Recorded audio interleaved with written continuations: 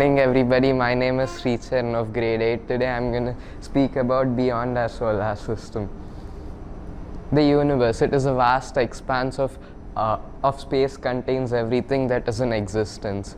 Only 5% of our universe contains galaxies, stars, planets, and etc. Whereas the other 95% is dark matter or dark energy, and the size of the universe is unknown.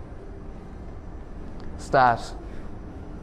Our sun is the largest star in our solar system. It is about 100 billion. It is equal to 100 billion stars in our Milky Way galaxy. Milky Way galaxy is the galaxy in which our solar system lies in. There are millions of galaxies in the universe. A galaxy is full of stars. There are three main types of galaxies, which is spiral, random shaped, and oval. 2/3 of the galaxies are spiral shaped, whereas remaining are either oval or random shaped.